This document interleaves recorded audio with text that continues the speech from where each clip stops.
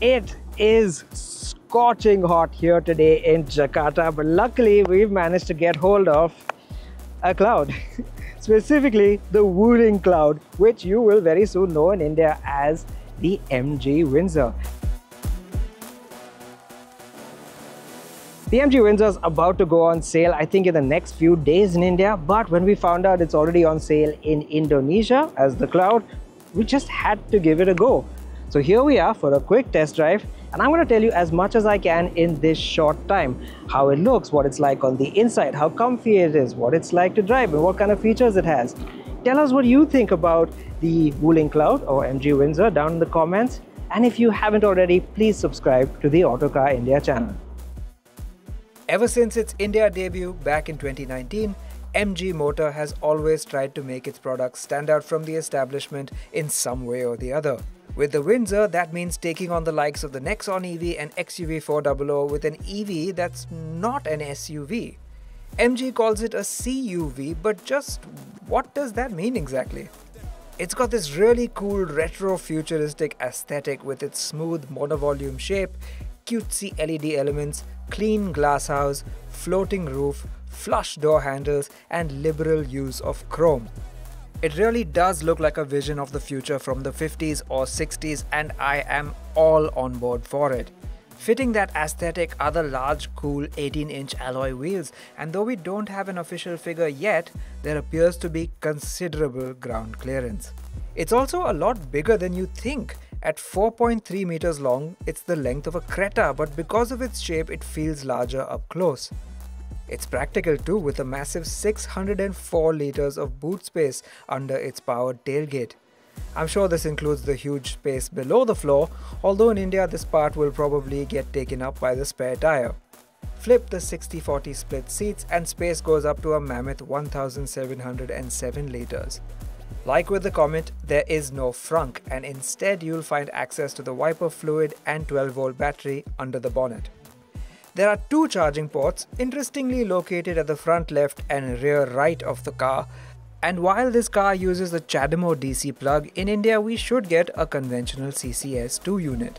On that note, the battery in this car is a 50.6 kWh LFP unit, which gives 460 km of range on the Chinese CLTC cycle, but there's also a smaller 37.9 kWh unit that's rated at 360 km. And we hear that this is the one that we'll get in India. We will just have to wait for MG to release the ARAI range figure for India, and of course to do our real world range test.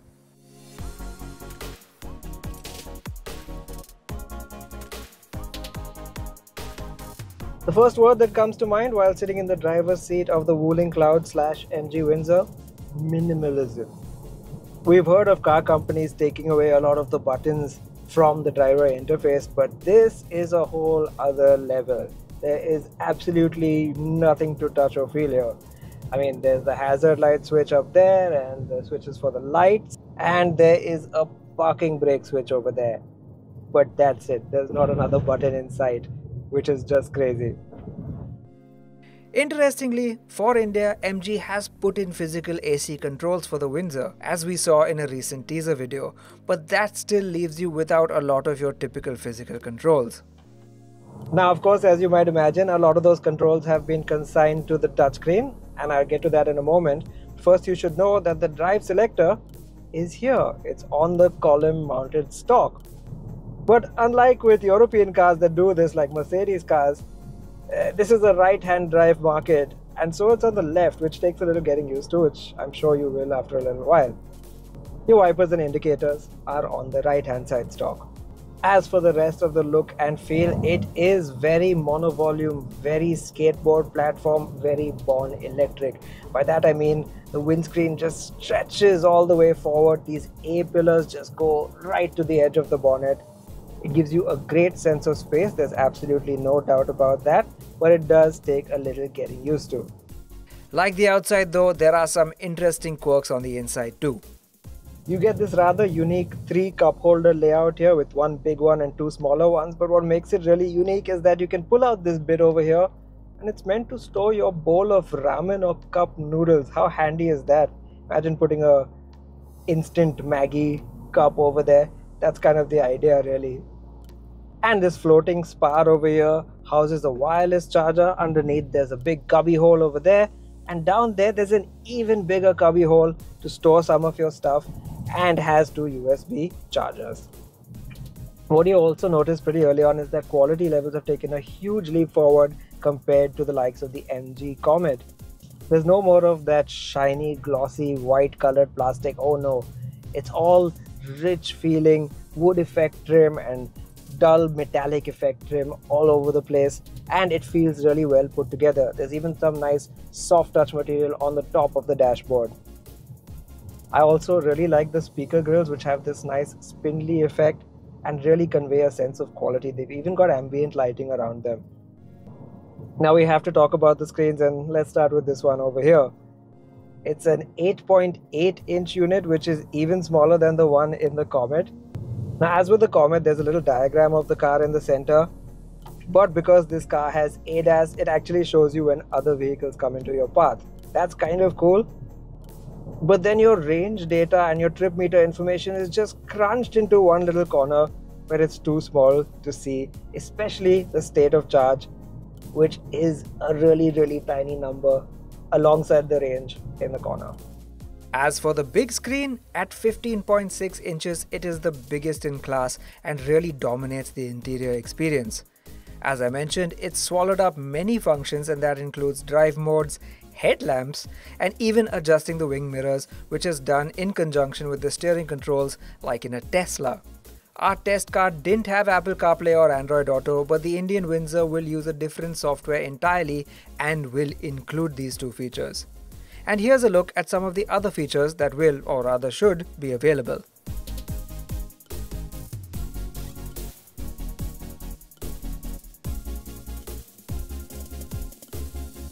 Now, onto the driving experience. This car is powered by a single electric motor on the front axle for front-wheel drive that makes about 136 horsepower.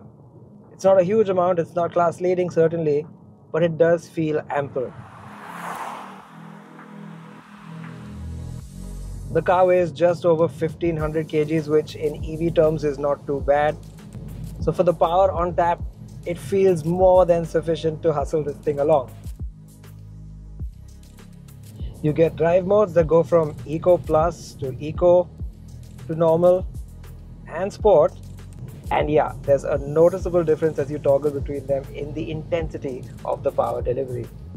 You also get 3 levels of regen, which are also accessed by the screen. Weak, standard and strong, although the differences over here are a little bit less easy to notice. But strong as the power delivery feels, I wouldn't go so far as calling it hyperactive in its power delivery. It's not got that intense, instantaneous punch that some EVs deliver. And that's okay. It feels a little bit more linear, it feels a little bit more civilized, if you know what I mean. So while it's no rocket ship, it's definitely got a good amount of power in reserve should you need it. In fact, I'd say it's actually got much of the same character as its little sibling, the MG Comet, just in a slightly larger and more powerful package. Another thing definitely worth a mention is this car's steering, which is incredibly light and fluid. No, it's not particularly quick, but we'll forgive it that because it's not meant to be a very sporty car.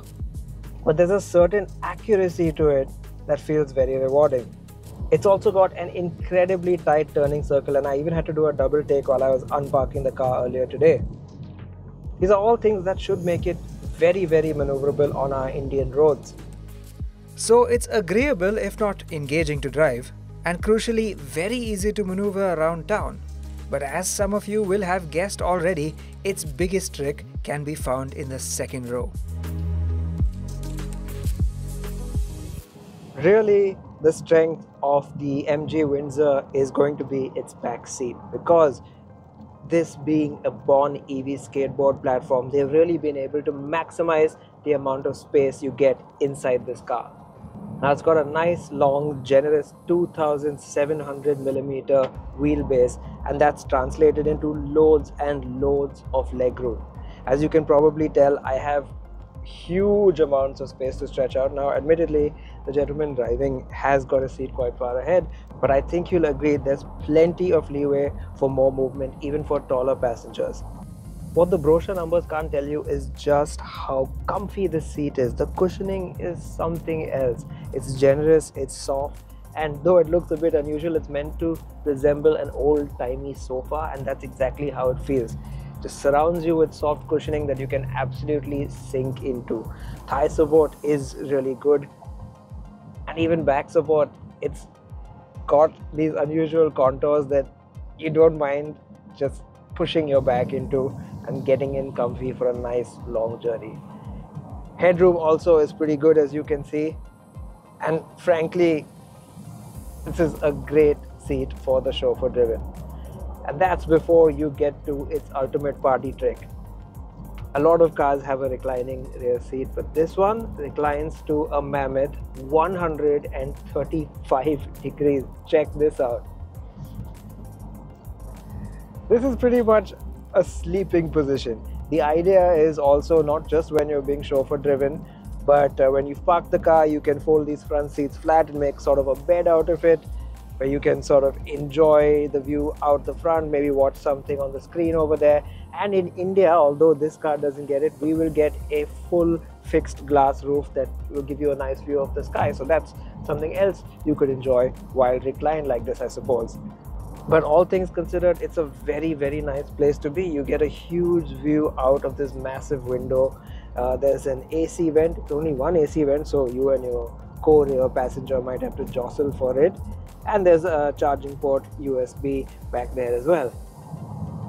The seat comes with three 3-point seat belts, adjustable headrest for all 3 passengers, and a nice armrest with cup holders, which are a bit shallow.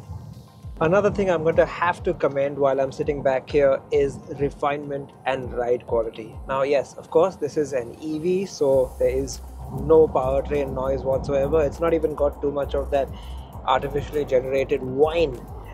It's very silent, but what I'm happier to report is that there isn't a whole lot of road noise either. Now, yes, this car is riding on 18-inch wheels, but they aren't big, chunky SUV tires, so even out here on the highway where we are right now, there isn't a lot of tire roar, and that really adds to the pleasant experience of sitting in the back seat of the MG Windsor. And then there's the ride quality itself. At first I was a bit concerned when I heard 18-inch wheels, and I looked at them and see how well they fill out the wheel arches. I believe these are the same ones we're going to be getting on the MG Windsor in India, but they don't appear to have impacted the ride too harshly at all. It's got a nice blend of soft and firm. It's not too much in either direction, which is nice and welcome. You don't feel like you're being bounced around too much, nor do you feel like you're being rocked around too much either, because it's too firm. Now, of course, MG might retune the suspension for our conditions. We'll just have to wait and see. But if this car is anything to go by, they've got a great starting point in the Wooling Cloud for the MG Windsor. But that's just it. Our conditions. India is a sensitive market where it's risky to be unconventional, and you need look no further than MG's own Comet as proof. The Windsor, however, is far more convincing. For one, it feels premium inside and packs in a lot of tech and features, which these days forms a big chunk of the value proposition for buyers. Where it excels is refinement, space and comfort, with a backseat that feels unrivaled in an EV at its price, which we expect to be between 15 and 20 lakh rupees ex-showroom. Truly one that will draw the chauffeur-driven more than owner-drivers. A question mark still looms over the real-world range, which, given the smaller battery, might not match up to rivals, but as the Comet has proven even with its tiny battery, MG has the tech to deliver incredible efficiency. The other question is whether our SUV-loving populace will take to an EV that isn't an SUV. We certainly think they should, because the Windsor delivers on most other counts that matter. And like most MGs before it, it will definitely shake up the establishment and make them take notice. Thank you for watching.